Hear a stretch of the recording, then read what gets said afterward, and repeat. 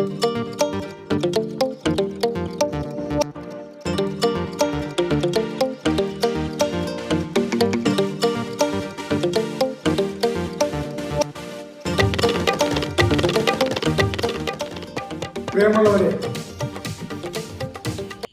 നമസ്കാരം.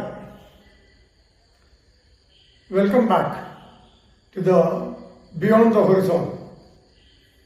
നമ്മളിതിന് പുതിയ പേര് കൊടുത്തിരിക്കുകയാണല്ലോ, ചക്രവാളത്തിനപ്പുറം. അങ്ങനെ നിങ്ങളെ ഞാൻ ചക്രവാളത്തിനപ്പുറത്തേക്ക് സ്വാഗതം ചെയ്യുകയാണ്. അതിൻ്റെ 12ാമത്തെ ഭാഗമാണ് ഇന്ന് അവതരിപ്പിക്കുന്നത്. കഴിഞ്ഞ 11ാം ഭാഗത്തിൽ നമ്മൾ നിങ്ങളുടെ മുമ്പിൽ അവതരിപ്പിച്ചത് ആധുനിക ശാസ്ത്രത്തിന്റെ പിതാവ് അല്ലെങ്കിൽ ആധുനിക ജ്യോതിശാസ്ത്രത്തിന്റെ തുടക്കക്കാരൻ എന്നറിയപ്പെട്ട കോപ്പർനിക്കസിനെ പറ്റിയായിരുന്നു. കോപ്പർനിക്കസിന്റെ പുസ്തകത്തെ പറ്റി 1543 കോപ്പർനിക്കസ് അന്തരിച്ചത്. അദ്ദേഹം 40 കൊല്ലക്കാലം അധ്വാനം ചെയ്തുണ്ടാക്കിയെടുത്ത അദ്ദേഹത്തിന്റെ പുസ്തകം ഡി റെവല്യൂഷനബിസ് സെലസ്റ്റിയം ഓർബിയം, അത് പ്രസിദ്ധീകരിക്കാൻ അദ്ദേഹത്തിന് മടിയായി. അതിന് കാരണം നമുക്കറിയാം. അക്കാലത്തെ യൂറോപ്പിൽ ഭീകരമായ മതത്തിന്റെ പ്രവർത്തനങ്ങളുടെ ഒരു അന്തരീക്ഷം നിലനിന്നിരുന്നു. അതുകൊണ്ട് തന്നെ അദ്ദേഹത്തിന് മുമ്പുണ്ടായിരുന്ന പ്രശസ്തനായ മറ്റൊരു പാതിരി, കോപ്പർനിക്കസും പാതിരി ആയിരുന്നല്ലോ, ഗിയർഡാനോ ബ്രൂണോ, കോപ്പർനിക്കസിനേക്കാൾ കൂടുതൽ പ്രപഞ്ചത്തെപ്പറ്റി മനസ്സിലാക്കിയ ആളായിരുന്നു. അദ്ദേഹം പ്രപഞ്ചത്തെപ്പറ്റി ജനങ്ങളോട് പറഞ്ഞത്, നോക്കൂ, നാം കാണുന്ന സൂര്യൻ ഈ പ്രപഞ്ചത്തിൽ ഒന്നൊന്നുമല്ല. ആകാശത്ത് നമ്മൾ കാണുന്ന നക്ഷത്രങ്ങൾ എല്ലാം സൂര്യന്മാർ തന്നെയാണ്. അത്തരം 10,000 കോടി നക്ഷത്രങ്ങൾ ആകാശത്തുണ്ട്. കോപ്പർനിക്കസ് അതൊന്നും പറഞ്ഞില്ലല്ലോ. കോപ്പർനിക്കസ് സൗരകേന്ദ്ര പ്രപഞ്ച സിദ്ധാന്തം എന്നൊരാശയം മാത്രമേ മുന്നോട്ട് വെച്ചുള്ളൂ. അതിനപ്പുറം ചിന്തിക്കാൻ കോപ്പർനിക്കസ് തുനിഞ്ഞിരുന്നില്ല. അതുപോലും മതത്തിന്റെ ധാരണകൾക്ക് വിരുദ്ധമായതിനാലാണ് കോപ്പർനിക്കസ് തന്റെ പുസ്തകം ജീവിതകാലത്ത് പ്രസിദ്ധീകരിക്കേണ്ടതെന്ന് തീരുമാനിച്ചത്. അതിനൊരു മാറ്റം വന്നത് അദ്ദേഹം അന്തരിച്ചത് 1543 1539 മുതൽ 4 വർഷക്കാലം കോപ്പർനിക്കസിന്റെ കൂടെ അദ്ദേഹത്തിന്റെ ഒരു വിദ്യാർത്ഥി ജീവിച്ചിരുന്നു. പേര് ജോർജ് റെറ്റിക്കസ്. അദ്ദേഹത്തിന് വലിയ സ്വാധീനമായിരുന്നു കോപ്പർനിക്കസിന്റെ പേര്. നമുക്കറിയാം സ്വാധീനത്തിന്റെ കാരണം. വാർദ്ധക്യകാലത്ത് കോപ്പർനിക്കസിന് അദ്ദേഹം ഒരു സഹായിയായിരുന്നു. അതുകൊണ്ട് തന്നെ ഈ സ്വാധീനം വെച്ചുകൊണ്ട് റെറ്റിക്കസ് സമ്മർദ്ദം ചെലുത്തുകയായിരുന്നു പുസ്തകം പ്രസിദ്ധീകരിക്കാൻ. യഥാർത്ഥത്തിൽ റെറ്റിക്കസിന്റെ സമ്മർദ്ദത്താൽ ആ പുസ്തകം അദ്ദേഹം ജർമ്മനിയിലേക്ക് കൊണ്ടുപോയി. കാരണം അക്കാലത്ത് യൂറോപ്പിലാകെ ഏറ്റവും കൂടുതൽ അച്ചക്കൂടങ്ങൾ ഉണ്ടായിരുന്നത്, പ്രസ്സുകൾ ഉണ്ടായിരുന്നത് ജർമ്മനിയിലാണ്. അപ്പോൾ കോപ്പർനിക്കസിന്റെ ഒരു സുഹൃത്തുണ്ടായിരുന്നു. അദ്ദേഹത്തിന്റെ പേര് അഡ്രിയാസ് ഒസിയാൻഡർ. അദ്ദേഹം ഒരു പാതിരിയായിരുന്നു. നല്ലൊരു പ്രിന്ററായിരുന്നു അയാൾ. അതുകൊണ്ട് തന്നെ നമ്മൾ റെറ്റിക്കസ് കോപ്പർനിക്കസിന്റെ പുസ്തകവും കൊണ്ട് ജർമ്മനിയിൽ പോയി ഒസിയാൻഡറെ ഏൽപ്പിക്കുകയായിരുന്നു അച്ചടിക്കാൻ. പക്ഷേ റെറ്റിക്കസിന്റെ മനസ്സിലൊരു തെറ്റായ ആഗ്രഹമുണ്ടായിരുന്നു. തൻ്റെ പേരിൽ വേണം ആ പുസ്തകം അച്ചടിക്കാനുള്ളത്. പക്ഷെ അതില്ലാതാക്കിയത് ഓസിയാൻഡറായിരുന്നു. മാത്രവുമല്ല, കോപ്പർനിക്കസിന്റെ പുസ്തകം മതത്തിന് വിരുദ്ധമല്ല എന്ന് വരുത്തി തീർക്കാൻ അദ്ദേഹം തൻ്റെതായ രീതിയിൽ ഒരു മുഖവുര അതിൽ എഴുതിച്ചേർത്തു. ആ ഒറ്റ കാരണം കൊണ്ടാണ് കോപ്പർനിക്കസിന്റെ പുസ്തകം 70 കൊല്ലക്കാലം പള്ളി നിരോധിച്ചില്ല. അതിനുശേഷം ആ നിരോധനം ഉണ്ടായത്. അപ്പോ പള്ളി നിരോധിക്കാത്ത ആ പുസ്തകം ഏതാണ്ട് 70 കൊല്ലം യൂറോപ്പിൽ പ്രചരിപ്പിക്കപ്പെട്ടിട്ടും ഏറെയൊന്നും വായനക്കാരുണ്ടായില്ല എന്നതും ധാരാളം വായനക്കാരുണ്ടായി എന്നും രണ്ട് പക്ഷത്തിൽ കോപ്പർനിക്കസിന്റെ ചരിത്രകാരന്മാർ രേഖപ്പെടുത്തുന്നു. എന്തു തന്നെ ആയാലും ഉടനെയൊന്നും കോപ്പർനിക്കസിന്റെ പുസ്തകത്തെ പറ്റി കാര്യമായ ചർച്ചകളൊന്നും നടന്നില്ല എന്നുള്ളതാണ് വാസ്തവം. ചുരുക്കം ചില ശാസ്ത്രാധ്യാപകരും ഗണിതാധ്യാപകരും മറ്റും അത് മനസ്സിലാക്കുകയും അത് പ്രചരിപ്പിക്കാനുള്ള പ്രവർത്തനങ്ങൾ ഏറ്റെടുക്കുകയും ചെയ്തിരുന്നു എന്നുള്ളതാണ്. അതിനുശേഷം എന്ത് സംഭവിച്ചു എന്നുള്ളതാണ് നമ്മൾ ഈ 12ാം ഭാഗത്തിൽ നിങ്ങളോട് പറയാൻ പോകുന്നത്.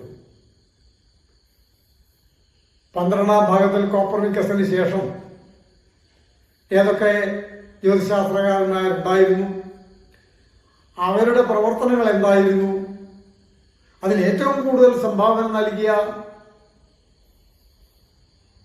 നമ്മുടെ ടൈക്കോ ബ്രാഹെ പോലെയും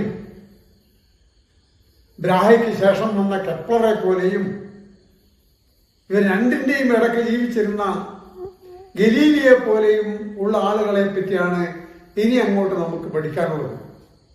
ഏതായാലും ഈ 12ാം ഭാഗത്ത് നമ്മൾ നിങ്ങളുടെ മുമ്പിൽ അവതരിപ്പിക്കുന്നത് ടൈക്കോ ബ്രാഹെ, അതേപോലെ വാലന്റൈൻ നബോത്ത്, ഗെറാർഡ് മർക്കാറ്റർ, റിജിയോ മൊണ്ടാനസ് തുടങ്ങിയ പ്രതിഭാധനരെയാണ്.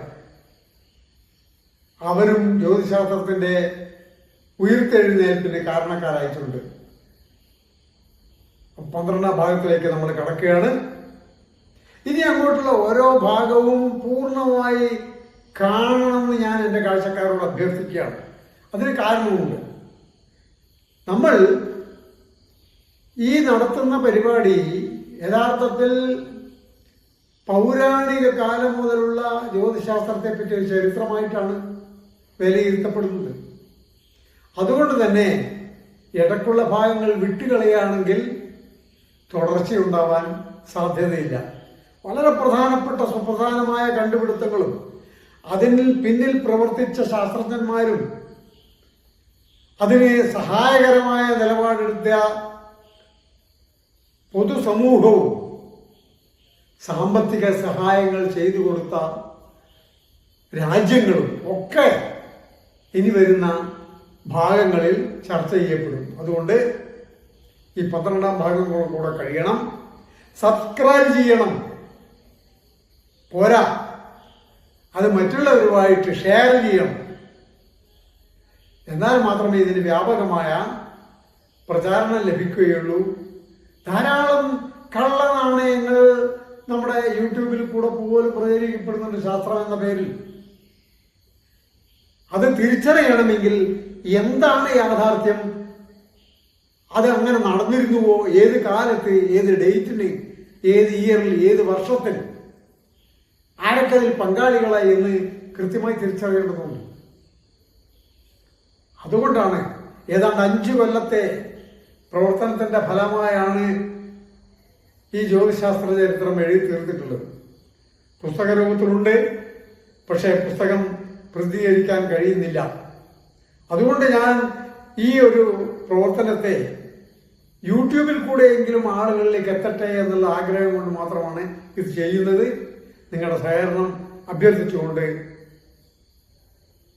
നന്ദി പറഞ്ഞുകൊണ്ട് അവസാനിപ്പിക്കുന്നു. അങ്ങനെ നമ്മൾ കഴിഞ്ഞ 11ാം ഭാഗത്ത്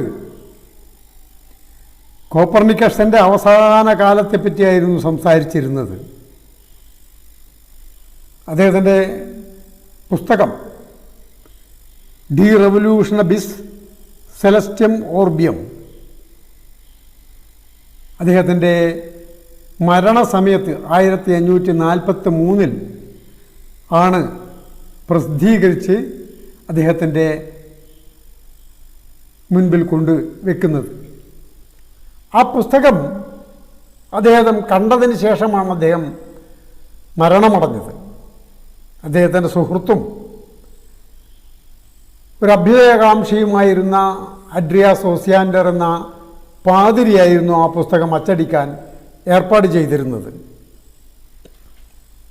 അതിൻ്റെ പിന്നിൽ ചില ദുരൂഹതകളുണ്ടായിരുന്നു. 1539 കോപ്പർനിക്കസിൻ്റെ വീട്ടിൽ അദ്ദേഹത്തിൻ്റെ ശിഷ്യത്വം ആവശ്യപ്പെട്ടുകൊണ്ട് ഒരു ജിയോർജ് റിറ്റിക്കസ് എന്ന ഒരു വിദ്യാർത്ഥി താമസിച്ചിരുന്നു. ഏതാണ്ട് 3 വർഷത്തോളം അദ്ദേഹം കോപ്പർനിക്കസിൻ്റെ കൂടെ ഉണ്ടായിരുന്നു. ജീവിച്ചിരിക്കെ തൻ്റെ പുസ്തകം പ്രസിദ്ധീകരിക്കാൻ ആഗ്രഹിക്കാത്ത കോപ്പർനിക്കസിനെ കൊണ്ട് അദ്ദേഹത്തിന് മേൽ സമ്മർദ്ദം ചെലുത്തി സമ്മതം വാങ്ങിച്ച ആളാണ് ഈ ജോർജ് റിറ്റിക്കസ്. പക്ഷേ ചെറിയ ഒരു ദുരുദ്ദേശം അദ്ദേഹത്തിനുണ്ടായിരുന്നതായി പറയപ്പെടുന്നു. റിറ്റിക്കസ് ഈ പുസ്തകം ജർമ്മനിയിലേക്ക് കൊണ്ടുപോയി അച്ചടിക്കാൻ ആവശ്യമായിട്ട്. ജർമ്മനിയിൽ കോപ്പർനിക്കസിൻ്റെ സുഹൃത്തായിരുന്ന പാതിരി അഡ്രിയാസ് ഓസിയാൻഡറെ ഏൽപ്പിക്കുകയായിരുന്നു. തൻ്റെ പേരിൽ ആ പുസ്തകം പ്രസിദ്ധീകരിക്കണം എന്ന ആഗ്രഹത്തോടുകൂടെ ആണ് പുസ്തകം കൊണ്ടുപോയത്. പക്ഷേ ഓസിയാൻഡർ അതിന് സമ്മതിച്ചില്ല. മാത്രമല്ല കോപ്പർനിക്കസിനെ വരാൻ പോകുന്ന സാധ്യമുള്ള ദുരന്തങ്ങളിൽ നിന്ന് രക്ഷപ്പെടുത്താൻ അതിലൊരു മുഖവുര എഴുതി ചേർക്കുകയുണ്ടായി. ഇക്കാര്യം നമ്മൾ 11-ാം ഭാഗത്ത് പറഞ്ഞു വെച്ചിട്ടുണ്ട്. അങ്ങനെ ആ പുസ്തകം പ്രസിദ്ധീകരിക്കപ്പെടുകയായിരുന്നു മരണസമയത്ത്. പക്ഷേ 40 കൊല്ലത്തെ തൻ്റെ അധ്വാനത്തിൻ്റെ ഫലം കോപ്പർനിക്കസ് കണ്ട് ചില ഭാഗങ്ങളെങ്കിലും വായിച്ചതിന് ശേഷമാണ് അദ്ദേഹം മരണമടഞ്ഞത് എന്നാണ് ചരിത്രകാരന്മാർ പറയുന്നത്. അദ്ദേഹത്തിൻ്റെ ഈ പുസ്തകം പിന്നീട് 70 കൊല്ലക്കാലം മതമേധാവികൾ നിരോധിച്ചില്ല എന്നതൊരു വസ്തുതയാണ്. പക്ഷേ അദ്ദേഹത്തിൻ്റെ ജീവചരിത്രകാരന്മാർ പറയുന്നത് ഈ പുസ്തകത്തിന് ഒരു വിഭാഗം പറയുന്നു വലിയ വായനക്കാരുണ്ടായിരുന്നില്ല എന്ന്, മറ്റൊരു വിഭാഗം പറയുന്നത് അതിന് ധാരാളം വായനക്കാർ 70 കൊല്ലക്കാലത്തിൽ ഉണ്ടായി എന്നാണ്. അതെന്തോ ആവട്ടെ, അദ്ദേഹത്തിൻ്റെ പുസ്തകത്തിൽ അടങ്ങിയിട്ടുള്ള ചില കാര്യങ്ങൾ അദ്ദേഹത്തിന് മുൻപ് തന്നെ കോപ്പർനിക്കസിൻ്റെ ഗുരുസ്ഥാനീയനായ ഗിയോർജ് വോൺ പ്യൂർബാഹിൻ്റെ മറ്റൊരു പുസ്തകത്തിൽ ഉണ്ടായിരുന്നതായി മറ്റൊരു ജർമ്മൻ ശാസ്ത്രജ്ഞൻ പറഞ്ഞിരുന്നു. ആ ജർമ്മൻ ശാസ്ത്രജ്ഞൻ എറാസ്മസ് റിനോൾഡായിരുന്നു. കോപ്പർനിക്കസിൻ്റെ സൗരകേന്ദ്ര പ്രപഞ്ച സിദ്ധാന്തം ആ പുസ്തകത്തിൽ പരാമർശിച്ചിരുന്നുവെങ്കിലും അതിന് ഗണിതപരമായ ഒരടിത്തറയും ഉണ്ടായിരുന്നില്ല എന്നാണ് വിശേഷം. റിനോൾഡ് കെപ്ലർക്കും ഗലീലിയോക്കും മുമ്പ് തന്നെ കോപ്പർനിക്കസിൻ്റെ ഗണിത രീതികൾ നേരത്തെ പറഞ്ഞ പുസ്തകത്തിനകത്ത് ഭൗമകേന്ദ്ര പ്രപഞ്ച സിദ്ധാന്തവുമായി കൂട്ടിയിണക്കിയിരുന്നു. തികച്ചും മതപരമായ കാരണങ്ങളാൽ റിനോൾഡ് സൗരകേന്ദ്ര സിദ്ധാന്തത്തിൽ വിശ്വസിച്ചിരുന്നുവെങ്കിലും പുറത്തു പറയാൻ ആഗ്രഹിച്ചില്ല. അതുകൊണ്ട് അതിനെ നിരാകരിച്ചു. റിനോൾഡിൻ്റെ പ്രൊഫഷണൽസ് പട്ടിക ഒരു റഷ്യൻ പ്രഭുവായിരുന്ന ഒരാളാണ് അച്ചടിച്ച് പ്രസിദ്ധീകരിച്ചത്. റിനോൾഡ് അദ്ദേഹത്തിൻ്റെ സ്മരണാർത്ഥം ചന്ദ്രനിലെ മേർ ഇൻസുലാറം എന്ന ഒരു ഗർത്തത്തിന് അദ്ദേഹത്തിൻ്റെ പേര് കൊടുക്കുകയുണ്ടായി. പ്രൂഷനിസ പട്ടികയും കോപ്പർനിക്കസിൻ്റെ പഠനങ്ങളുമാണ് പിൽക്കാലത്ത്, അതായത് 1582 പോപ്പ് ഗ്രിഗറി തൻ്റെ ഗ്രിഗോറിയൻ കലണ്ടർ നിർമ്മാണത്തിന് വേണ്ടി ആശ്രയിച്ചത്. പക്ഷേ അത് കോപ്പർനിക്കസിൻ്റെ സൗരകേന്ദ്ര സിദ്ധാന്തത്തെ അല്ല ഉപയോഗിച്ചത്, മറിച്ച് ആ കലണ്ടർ പഴയ ഭൗമകേന്ദ്ര സിദ്ധാന്തത്തിൻ്റെ അടിസ്ഥാനത്തിൽ തന്നെ ഉള്ളതായിരുന്നു.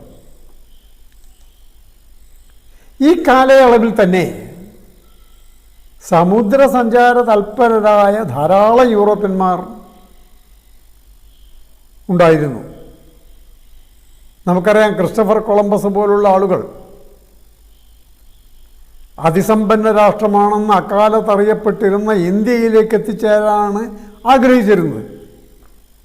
അതുപോലെ സുഗന്ധവ്യഞ്ജനങ്ങളുടെ നാടായ കേരളത്തിലേക്ക്, അതായത് ഇന്ത്യയുടെ തെക്ക് പടിഞ്ഞാറേ തീരത്തേക്ക് എത്തിച്ചേരാനായിരുന്നു വാസ്കോഡഗാമ ആഗ്രഹിച്ചിരുന്നത്. അതിനും എത്രയോ മുമ്പ് തന്നെ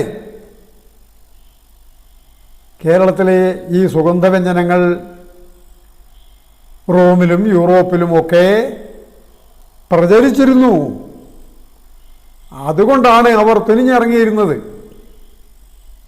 വാസ്കോഡഗാമയ്ക്ക് മുമ്പ് തന്നെ അറബികൾ ഈ സുഗന്ധവ്യഞ്ജനങ്ങൾ കേരളത്തിൽ നിന്ന് കൊണ്ടുപോയി യൂറോപ്പിൽ കച്ചവടം ചെയ്തിരുന്നു. അങ്ങനെ സമുദ്ര പര്യവേഷണത്തിന് തുനിഞ്ഞവരായ ആ ആളുകളുടെ ആവശ്യാർത്ഥം ഭൂപടങ്ങൾ ഉണ്ടാക്കി കൊടുത്ത ആളായിരുന്നു ബെൽജിയംകാരനായ ഗെറാർഡ് മർക്കാറ്റർ. മർക്കാറ്റർ ഈ ഭൂപടങ്ങളെ പല രീതിയിലും പ്രക്ഷേപിച്ച് തയ്യാറാക്കി കൊടുത്തു. കാരണം അത് വളരെ അത്യാവശ്യമായിരുന്നു.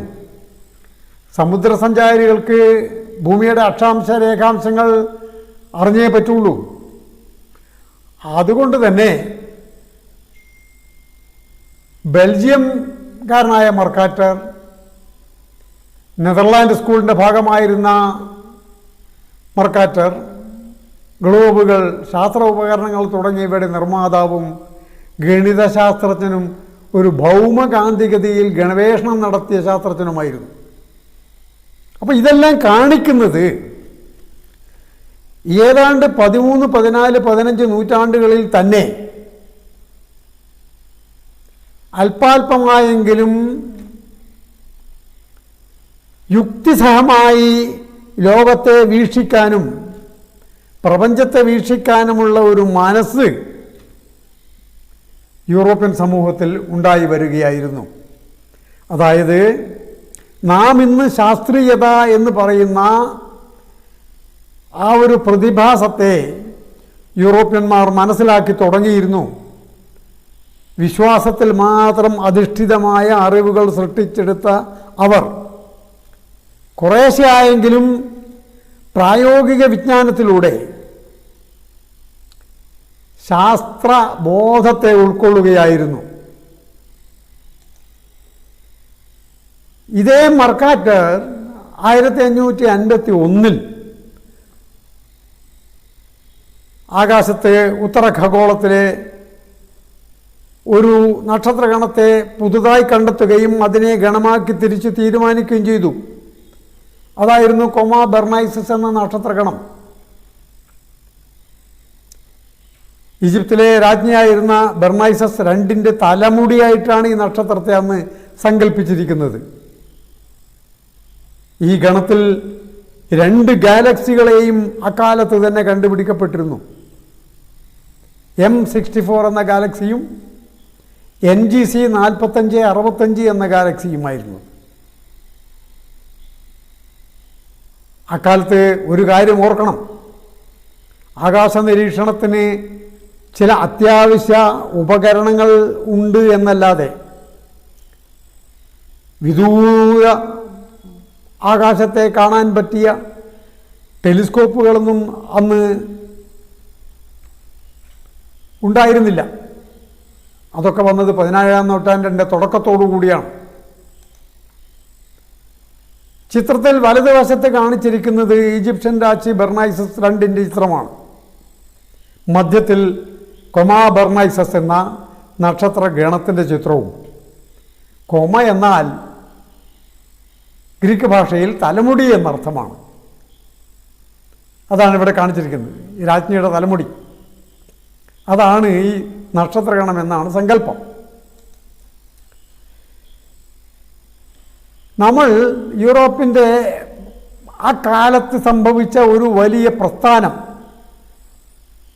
അതായത് നേരത്തെ പറഞ്ഞ യുക്തിപരമായ ചിന്താഗതിയിൽ നിന്ന് ഉടലെടുത്ത ഒരു പ്രസ്ഥാനം, ആ പ്രസ്ഥാനം നവോത്ഥാനം എന്നാണ് അതറിയപ്പെട്ടത്.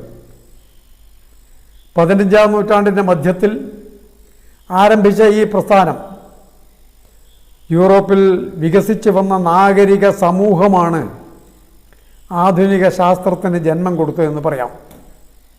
കേട്ടുകേൾവിയുടെയും കെട്ടുകഥയെയും ആശ്രയിക്കാതെ മൂലഗ്രന്ഥങ്ങളിൽ നിന്ന് തന്നെ വൈജ്ഞാനിക ആശയം അവർക്ക് ലഭ്യമായി.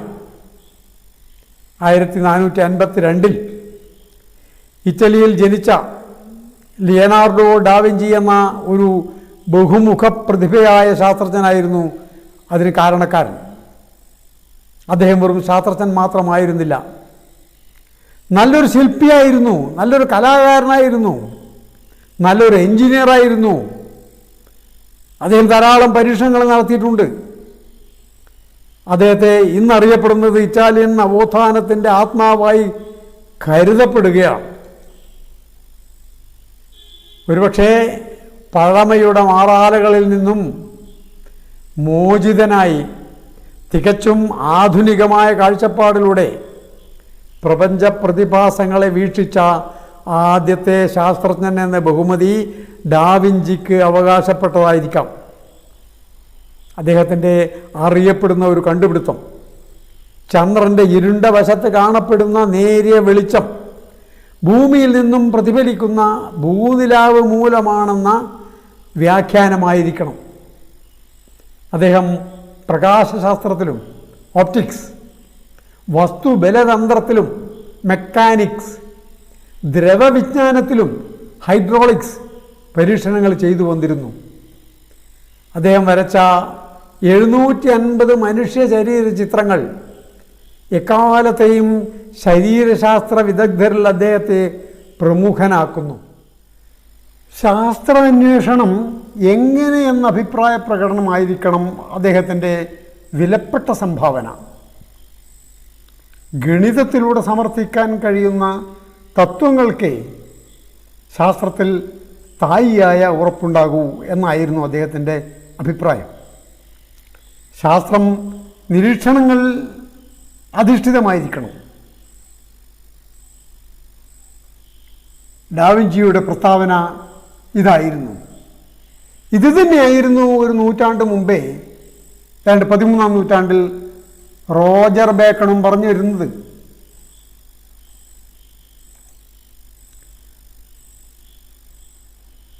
ഇനി നമുക്ക് മറ്റൊരു ജ്യോതിശാസ്ത്രജ്ഞനായ വാലന്റൈൻ നബോത്ത് എന്ന ഒരു ജൂത കുടുംബത്തിലെ അംഗമായിരുന്ന ആളെ പരിചയപ്പെടാം. 1556 അറബ് പണ്ഡിതൻ അൽക്കാബിഷ്യസിൻ്റെ ജ്യോതിഷ പുസ്തകവും യൂക്ലിഡിൻ്റെ എലിമൻ എന്ന പുസ്തകവും ഇദ്ദേഹം തർജ്ജമ ചെയ്തു. ഇദ്ദേഹം നേരത്തെ പറഞ്ഞ റെജിയോ മുണ്ടാനസിൻ്റെ ശിഷ്യനായിരുന്നു. പക്ഷേ ജ്യോതിഷത്തിൻ്റെ പ്രവചന ഭാഗത്തിനെതിരായിരുന്നു ഇദ്ദേഹം. നബോത്ത് 1573 വിദ്യാർത്ഥികൾക്ക് വേണ്ടി പ്രൈമോറം ഡി കോലിയോ എറ്റ് ടെറ എന്ന പുസ്തകം രചിച്ചു.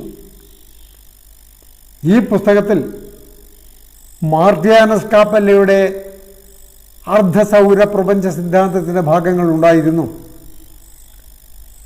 ഈ പുസ്തകമാണ് പിൽക്കാലത്ത് ടൈക്കോ ബ്രാഹെ സ്വന്തമാക്കിയത്.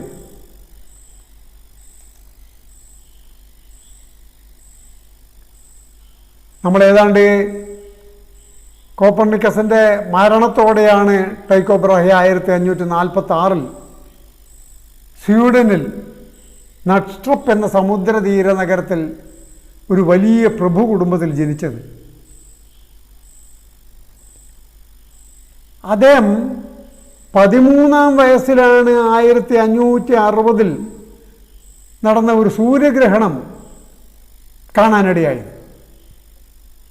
അതോടെ അദ്ദേഹത്തിന് ജ്യോതിശാസ്ത്രത്തിൽ അതിയായ താല്പര്യം ജനിച്ചു. അക്കാലത്ത് ലഭ്യമായിരുന്ന ടോളമിയുടെ പുസ്തകങ്ങൾ വാങ്ങി പഠിക്കാൻ ആരംഭിച്ചു. ടോളമി ഉണ്ടാക്കിയ ഒരു ഗ്രഹചലന പട്ടിക അദ്ദേഹം പരിശോധിച്ചപ്പോൾ നിത്യവും നിരീക്ഷണം നടത്തിയിരുന്ന ടൈക്കോ ആ പട്ടികയും അക്കാലത്തെ ഗ്രഹങ്ങളുടെ സ്ഥാനവും തമ്മിൽ വ്യത്യാസമുണ്ട് എന്ന് കണ്ടെത്തി. അത് അദ്ദേഹത്തെ കൃത്യമായ നിരീക്ഷണങ്ങൾക്ക് ആവശ്യമായ പുതിയ ഉപകരണങ്ങൾ ഉണ്ടാക്കാൻ പ്രേരിപ്പിച്ചു.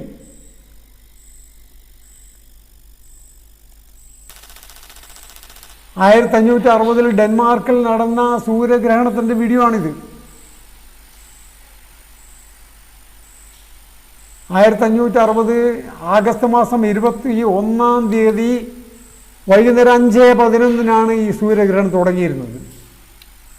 കൃത്യമായി സൂര്യൻ്റെ മുമ്പിൽ വന്നു നിൽക്കുന്ന ചന്ദ്രബിംബത്തെ നമുക്ക് കാണാനാവും.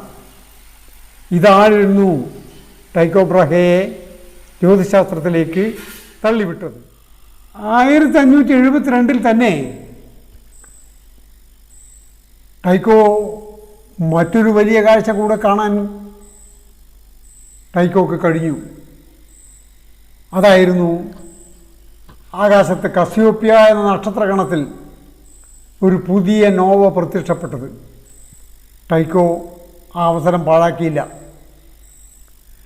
ആകാശത്ത് ശുക്രനെ തോൽപ്പിക്കുന്ന അത്രയും പ്രകാശമുണ്ടായിരുന്നു ആ നോവയ്ക്ക്. 16 മാസങ്ങൾ ആകാശത്ത് അത് ഉജ്ജ്വല പ്രകാശത്തോടെ നിന്നു അത്രേ. പിന്നീട് ഇല്ലാതായി. അതൊരു സൂപ്പർനോവയായിരുന്നു. നഗ്ന നേത്രങ്ങൾ കൊണ്ട് കാണാൻ കഴിഞ്ഞ ഒരു നക്ഷത്രത്തിൻ്റെ മരണം. ആ സൂപ്പർനോവ പിൽക്കാലത്ത് അതിന് പേര് കൊടുത്തത് SN 1572 എന്നായിരുന്നു.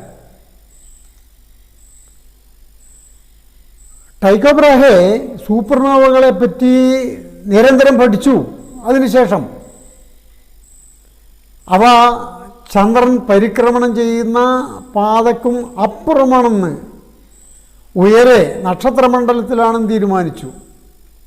ബ്രാഹെയുടെ ഈ നിരീക്ഷണം അരിസ്റ്റോട്ടലിൻ്റെയും മറ്റും മാറ്റമില്ലാത്ത പ്രപഞ്ചം എന്ന കാഴ്ചപ്പാടിന് അന്ത്യം കുറിച്ചു. അങ്ങനെയാണ് ക്രമേണ ജ്യോതിശാസ്ത്രം ഒരു യഥാർത്ഥ ശാസ്ത്രമായി വളരുകയായിരുന്നു. ടൈക്കോയുടെ ഉപകരണങ്ങളാണിതൊക്കെ, ഈ കാണിച്ചതൊക്കെ. ടൈക്കോ ബ്രാഹെയുടെ നിരീക്ഷണ വൈദഗ്ധ്യം അന്നത്തെ ഡച്ച് രാജാവ് വലതുവശത്ത് ഫ്രെഡറിക് രണ്ടാമൻ്റെ ശ്രദ്ധയിൽപ്പെടുകയും തൻ്റെ അധീനതയിലുള്ള നോർത്ത് ദ്വീപുകളിലൊന്നായ ഹെവൻ എന്ന ദ്വീപിൽ സ്വതന്ത്രമായ ഒരു വാനനിരീക്ഷണ കേന്ദ്രം സ്ഥാപിക്കാൻ അദ്ദേഹത്തിന് അനുവാദം നൽകുകയും ചെയ്തു. ഈ കേന്ദ്രത്തിന് ടൈക്കോ യുറാനിബോർഗ് എന്ന് പേരിട്ടു. ഇതാണ് ടൈക്കോയുടെ ഹെവൻ ദ്വീപും യുറാനിബോർഗും. യുറാനിബോർഗിൻ്റെ ചിത്രമാണിത്. യുറാനിബോർഗിൽ സ്ഥാപിച്ച പുതിയ സെക്സ്റ്റൻറ്റും ക്വാഡ്രൻറ്റും മറ്റ് പുതിയ ഉപകരണങ്ങളും കേന്ദ്രത്തിൽ സ്ഥാപിച്ചു കഴിഞ്ഞു. 20 വർഷങ്ങളാണ് അദ്ദേഹം തുടർച്ചയായി സൂര്യൻ, ചന്ദ്രൻ, ഗ്രഹങ്ങൾ ഇവയുടെയൊക്കെ ആകാശസ്ഥാനം നിരീക്ഷിച്ച് കൃത്യമായി രേഖപ്പെടുത്തി വെച്ചു. ബ്രാഹെയുടെ നിരീക്ഷണ ഫലങ്ങൾ ടോളമിയുടെ പട്ടികയിലെ നിരീക്ഷണ ഫലങ്ങളുമായി ഗ്രഹസ്ഥാനങ്ങളിൽ വലിയ വ്യത്യാസമുണ്ടെന്ന് ബ്രാഹെ മനസ്സിലാക്കി. ടെലിസ്കോപ്പിന് മുമ്പേ ഉണ്ടായിരുന്ന ഏറ്റവും പ്രഗത്ഭനായ വാനനിരീക്ഷകനാണ് ബ്രാഹെ. നിർഭാഗ്യവശാൽ കോപ്പർനിക്കസിന് 3 വർഷങ്ങൾക്ക് ശേഷമാണ് ബ്രാഹെ ജനിച്ചതെങ്കിലും കോപ്പർനിക്കസിൻ്റെ സൗരകേന്ദ്ര പ്രപഞ്ച മാതൃകയെ അദ്ദേഹം പരിഗണിച്ചതേയില്ല. കൃത്യമായ നിരീക്ഷണ ഫലങ്ങൾ അടങ്ങുന്ന നിരീക്ഷണ രേഖകളുടെ വിപുലമായ ശേഖരം അതൊക്കെ വിശകലനം ചെയ്ത് നേരത്തെ പറഞ്ഞ തെറ്റായ ടോളമിയുടെ മാതൃകകൾക്ക് ഒരു ബദലുണ്ടാക്കാനുള്ള ഗണിതപരമായ ശേഷി നിർഭാഗ്യവശാൽ ടൈക്കോ ബ്രാഹയ്ക്കില്ലാതെ പോയി. ബ്രാഹയുടെ മനസ്സിലുണ്ടായിരുന്നത് ഒരു അർദ്ധ സൗരപ്രപഞ്ച സിദ്ധാന്തമായിരുന്നു. അതാകട്ടെ ബ്രാഹയ്ക്കും എത്രയോ മുമ്പ് തന്നെ പ്രചരിപ്പിച്ചിരുന്ന സിദ്ധാന്തമായിരുന്നു.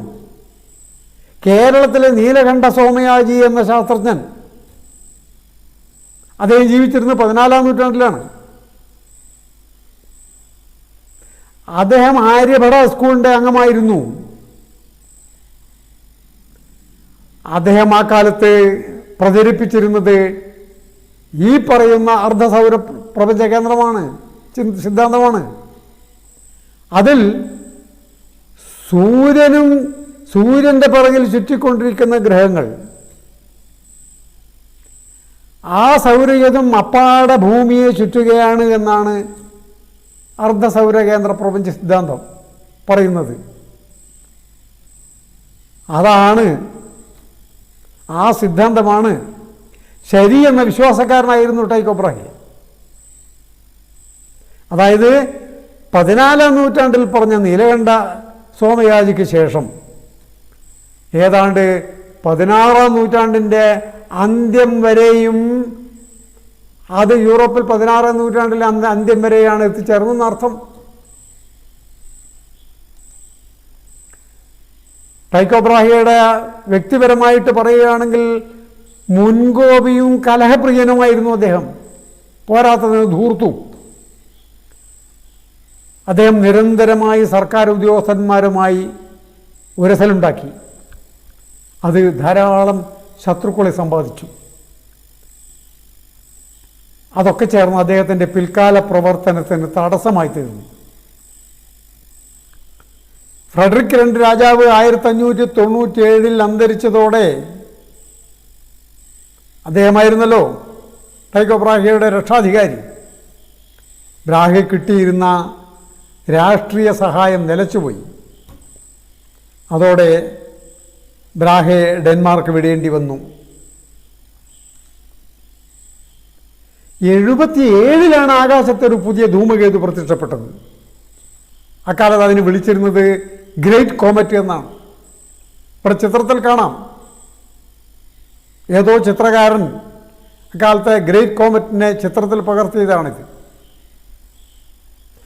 അക്കാലത്ത് ധൂമകേതുക്കൾ ഭയജനകമായ വസ്തുക്കളായിരുന്നു ആകാശത്ത്. കാരണം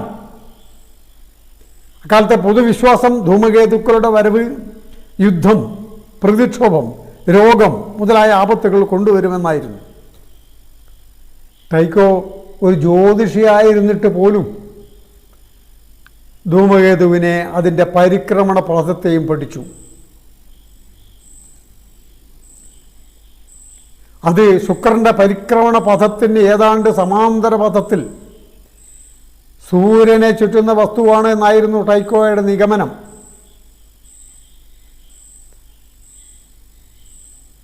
ഡെൻമാർക്ക് വിട്ട് പ്രാഗിലെത്തിയ അദ്ദേഹം, കാരണം അദ്ദേഹത്തിൻ്റെ രക്ഷകനായിരുന്ന രാജാവ് മരിച്ചു പോയിരുന്നല്ലോ, പുതിയ രാജാവായ റുഡോൾഫസ് II കൊട്ടാര ജ്യോത്സ്യനായി സ്ഥാനമേറ്റു. കൊട്ടാരത്തിലുണ്ടായിരുന്ന ജോഹന്നാസ് കെപ്ലറുമായി പരിചയപ്പെട്ടു. യൂറോപ്പിലാകെ മതനവീകരണ പ്രസ്ഥാനങ്ങൾ അലതല്ലുകയായിരുന്നു. കത്തോലിക്ക മതത്തിനെതിരെ ഉണ്ടായ ലൂഥറൻ സഭ, യൂറോപ്പിൽ പല രാജ്യങ്ങളും ലൂഥറൻ സഭയെ വരവേറ്റിരുന്നു. നമ്മുടെ കെപ്ലർ ഒരു ലൂഥറൻ വിശ്വാസിയായിരുന്നു. അതുകൊണ്ട് തന്നെ അദ്ദേഹം നിരന്തരം വേട്ടയാടപ്പെടുകയായിരുന്നു. പ്രാഗിൽ അദ്ദേഹം ലൂഥറൻ സഭ വിശ്വാസിയായിരുന്നിട്ട് പോലും അദ്ദേഹം പ്രാഗിൽ എത്തിച്ചേർന്നത് അദ്ദേഹത്തിന് വലിയ ആശ്വാസമായി. 1600 ഫെബ്രുവരിയിൽ പ്രാഗിൽ ടൈക്കോ ബ്രാഹെ മറ്റൊരു നിരീക്ഷണ നിലയം സ്ഥാപിക്കാനുള്ള ശ്രമത്തിലായിരുന്നു. പരസ്പര വിരുദ്ധ സ്വഭാവമുള്ള ബ്രാഹയും കെപ്ലറും പൊരുത്തപ്പെട്ടു പോയത് അത്ഭുതകരമായിരുന്നു. ബ്രാഹെ കെപ്ലർക്ക് ഒരു ഗവേഷണ പദ്ധതി കൊടുത്തു. വലതുവശത്ത് കാണുന്നത് ആ കാലത്തെ ബുധൻ്റെ ചൊവ്വയുടെ ഓർബിറ്റൽ മോഷനാണ്. വളരെ സങ്കീർണമായ ഒരു ഓർബിറ്റൽ മോഷനാണ് ചൊവ്വയുടേത്. ടൈക്കോ ബ്രാഹെ ഗണിതത്തിൽ വിദഗ്ധനല്ലല്ലോ. അതുകൊണ്ട് തന്നെ ചൊവ്വയുടെ ദുർഘടം പിടിച്ച പരിക്രമണ പഥത്തെക്കുറിച്ച് പഠിക്കണമെന്ന് അദ്ദേഹം കെപ്ലറോട് ആവശ്യപ്പെട്ടു. കെപ്ലർ വെറും 7 ദിവസങ്ങൾ കൊണ്ട് പൂർത്തിയാക്കാമെന്ന് വീമ്പിളക്കി. പക്ഷേ 8 വർഷങ്ങൾ വേണ്ടി വന്നു അത് പൂർത്തിയാക്കാൻ. അതോ ടൈക്കോ ബ്രാഹെയുടെ മരണത്തിന് ശേഷം. കെപ്ലറും ടൈക്കോ ബ്രാഹയും തമ്മിൽ പരസ്പരം കലഹിക്കുമെങ്കിലും വേറെ വഴിയില്ലാതിരുന്നതിനാൽ പരസ്പരം സഹകരിക്കേണ്ടി വന്നു. ടൈക്കോ ബ്രാഹെ 1601 മൂത്രാശയ രോഗത്താൽ അന്തരിക്കുകയുണ്ടായത്. അദ്ദേഹം വർഷങ്ങളോളം കഠിന പ്രയത്നം ചെയ്തുണ്ടാക്കിയെടുത്ത ആയിരക്കണക്കിന് പേജ് വരുന്ന നിരീക്ഷണ ഫലങ്ങൾ അവസാനം കെപ്ലർ ഏൽപ്പിക്കുകയാണ് ചെയ്തത്. ആ പാലാഴി കടഞ്ഞാണ് കെപ്ലർ യഥാർത്ഥത്തിൽ തൻ്റെ 3 പ്രസിദ്ധമായ ഗ്രഹചലന നിയമങ്ങൾ ഉണ്ടാക്കിയെടുത്തത്. ഒരുപക്ഷേ ടൈക്കോ ബ്രാഹെയുടെ വളരെ കൃത്യമായ നിരീക്ഷണ ഫലങ്ങൾ ഇല്ലായിരുന്നുവെങ്കിൽ ജ്യോതിശാസ്ത്രത്തിന് വലിയ നഷ്ടം സംഭവിക്കുമായിരുന്നു. ഇന്ന് ഏറ്റവും പ്രസിദ്ധമായ ഗ്രഹചലന നിയമങ്ങൾ ആധുനിക കാലത്ത് പോലും ബഹിരാകാശ പര്യവേഷണത്തിന് ഉപയോഗിക്കപ്പെടുന്നു. അത്രയും പ്രസക്തമായ ആ നിയമങ്ങൾ കെപ്ലർ എഴുതിയുണ്ടാക്കിയെങ്കിലും പിന്നീട് അതിനെ പരിഷ്കരിച്ച് നമുക്ക് തന്നത് പ്രഗത്ഭനായ ഐസക് ന്യൂട്ടനാണ്. അപ്പോൾ നമുക്ക് കെപ്ലറെ പറ്റി അടുത്ത ഭാഗത്ത് ചർച്ച ചെയ്യപ്പെടുന്നില്ല. കാരണം കെപ്ലർക്കും ടൈക്കോ ബ്രാഹയ്ക്കും ഇടയിൽ മറ്റു ചില അപ്രശസ്തരായ ജ്യോതിശാസ്ത്രജ്ഞന്മാരും കൂടി ഉണ്ടായിരുന്നു. പക്ഷേ ചരിത്രം പഠിക്കുമ്പോൾ അവരെയും നമുക്കറിയണമല്ലോ. അതുകൊണ്ട് അടുത്ത ഭാഗത്ത് Thomas diggers, പെട്രസ് പ്ലാനിഷ്യസ്, Christian Sorensen ലൊഗോമണ്ടാനസ്, Thomas ഹാരിയോട്ട് എന്നീ ശാസ്ത്രജ്ഞരെ പറ്റി മനസ്സിലാക്കാം. കാത്തിരിക്കുക.